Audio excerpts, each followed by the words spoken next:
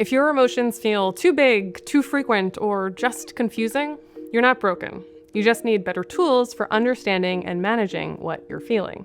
Hi, I'm Dr. Kiki Fehling, psychologist, author, and expert in Dialectical Behavior Therapy, or DBT. If you've heard people talking about DBT but have no idea what it actually is, this video is your crash course.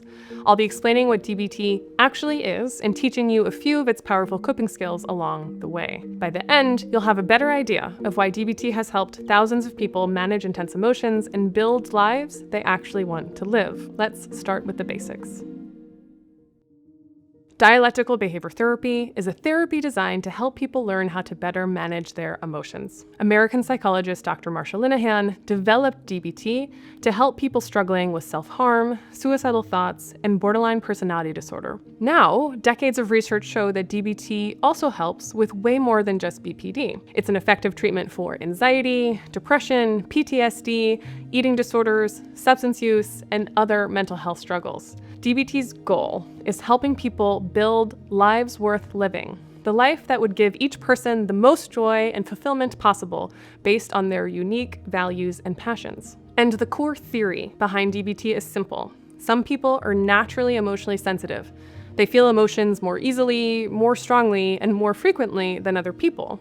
The theory goes, emotional sensitivity is caused by a biological predisposition, a difficult upbringing, or both. If you feel emotionally sensitive, know this.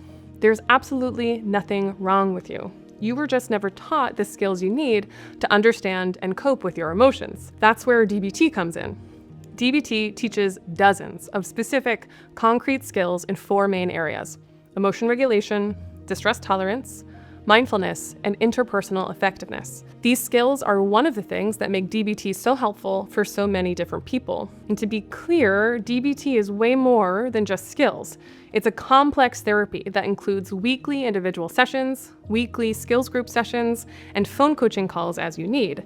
DBT therapists even meet together on a weekly basis, discussing their cases and making sure they're providing the best treatment for their clients that they possibly can. If you have BPD, PTSD, or difficulties with self-destructive behaviors, you'll likely get the most benefit if you find a full DBT program like I just described. But if you can't access DBT or don't think you need it, just learning some DBT skills can be helpful for your mental health. For the rest of the video, I'll be breaking down DBT's 4 skill areas and teaching you one powerful skill from each module. We'll start with mindfulness because it's at the foundation of all DBT skills. And before you turn off the video, please know, if you've struggled with meditation before, you're definitely not alone.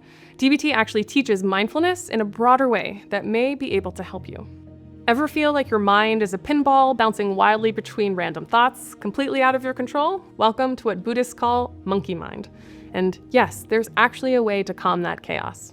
DBT's answer to monkey mind is practicing mindfulness.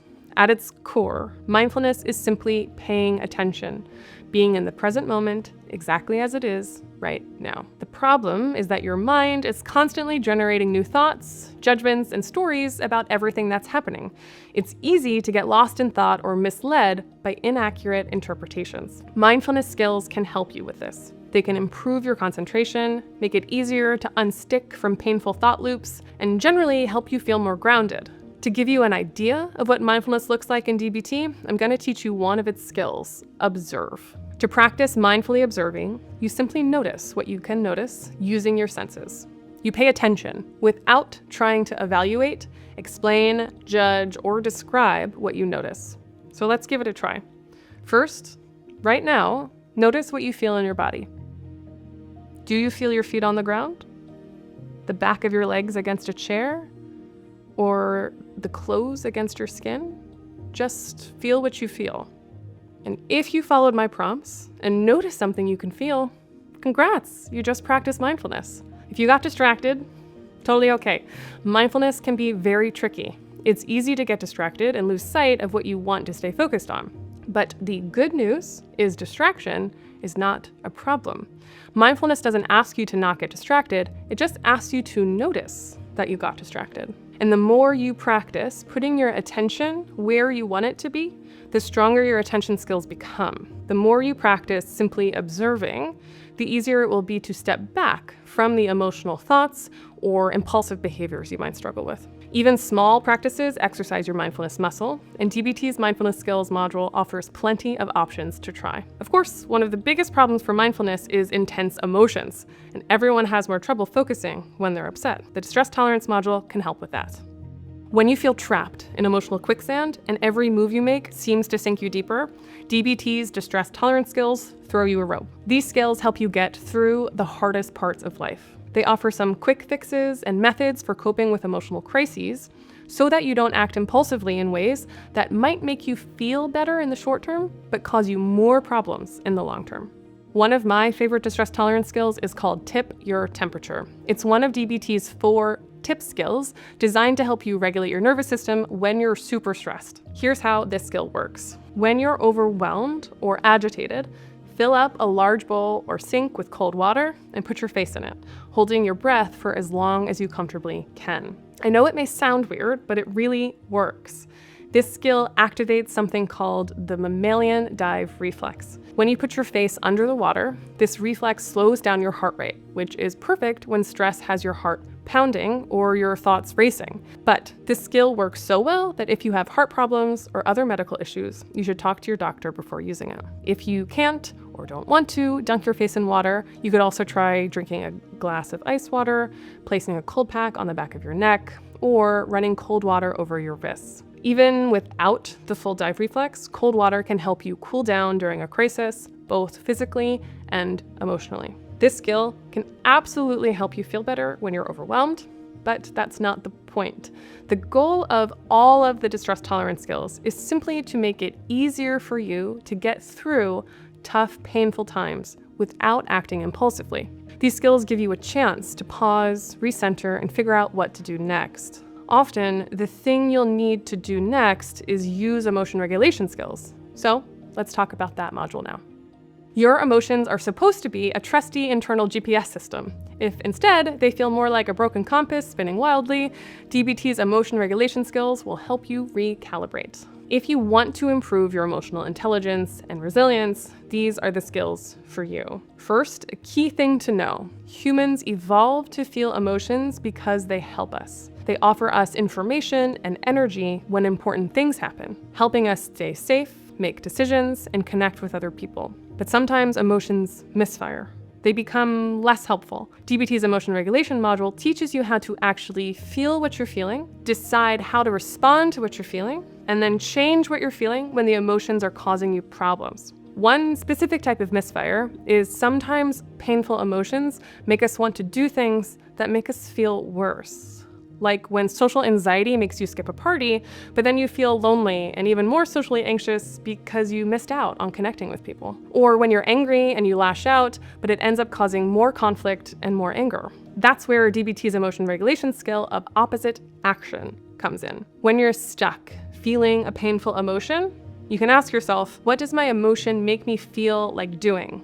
And then you do the opposite of that, and you do it all of the way. So if anxiety makes you want to avoid a social event, opposite action would be going to the event and actively participating, not just hiding in the corner. If anger makes you want to lash out at someone, opposite action might be walking away without saying anything, or even doing something kind for the person you're angry with. Opposite action does not mean ignoring your emotions or pretending they don't matter. You should still allow yourself to fully feel and validate your emotions. And there are other DBT skills to teach you how to do that. Opposite action just asks you to stop putting fuel on emotional fires that aren't helping you.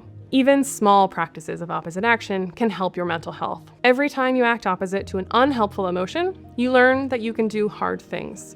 You teach your brain that you, and not your emotions, are in control of your choices. Of course, our choices get a bit more complicated when there are also other people involved. And in those cases, the Interpersonal Effectiveness module makes things a little bit easier. You can practice the best self-care in the world, but you'll still struggle if you feel alone and disconnected.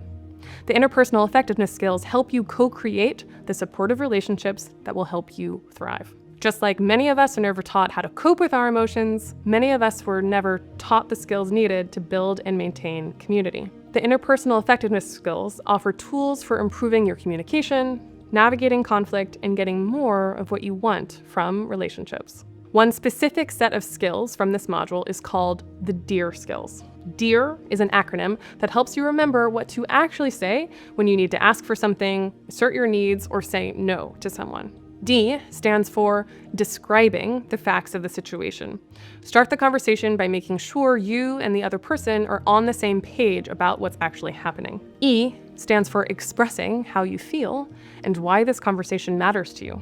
Let the other person know your perspective without attacking them. A stands for asserting your needs clearly. Don't just hint, and don't assume the other person can read your mind. Ask for what you want directly or say no explicitly. R stands for reinforcing your request by expressing your gratitude or explaining the positive consequences of the other person working with you. Help the other person understand why it would be good for both of you if you get what you're asking for. This isn't about manipulating people. The DEAR format might not work for your exact situation or culture, but it offers solid tips to consider. It can help you assert your needs clearly and confidently while still demonstrating that you care about the other person's needs too. This type of balance is a key focus of the Interpersonal Effectiveness module, as well as DBT as a whole. So key, in fact, that it deserves its own special attention. Your brain wants simple answers to complex problems, but real life is messy and contradictory. Dialectics teaches you how to be okay with that. Dialectics is the idea that two seemingly opposite things can be true at the same time. Technically, dialectics is not its own skills module in DBT, but it's super, super important. It is the D in DBT, after all. Dialectics are included all over DBT skills. You learn how to balance your needs with the needs of others. You learn how to balance feeling your emotions with changing your emotions. You learn how to balance tolerating distress with fixing your problems that are causing your distress in the first place. A concrete way to practice dialectical thinking is to look out for extreme thoughts, and then when you see them, try to infuse those thoughts with some yes and energy. I'm a failure becomes, sure, I'm disappointed with myself, and I know I'm trying my best and working harder to do better. Or my life totally sucks becomes, yeah, there are things about my life that I hate, and there are things that make me happy, and I can work to change my life so that I get even more of what I want. Dialectical thinking is one of the reasons DBT works so well. It doesn't ask you to wear rose-colored glasses and deny that there are things you dislike, but it doesn't let you stay unrealistically pessimistic either.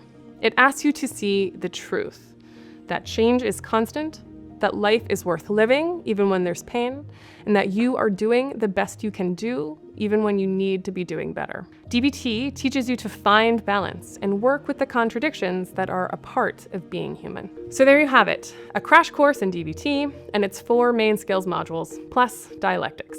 Research shows that learning DBT skills alone can make a real difference in people's mental health. But this video is really just an introduction. There are dozens more skills in each of those 4 modules. And as I said, DBT is way more than DBT skills. If you're interested in learning more or want help finding a DBT therapist, visit Recovery.com or check out the resources in the description box below.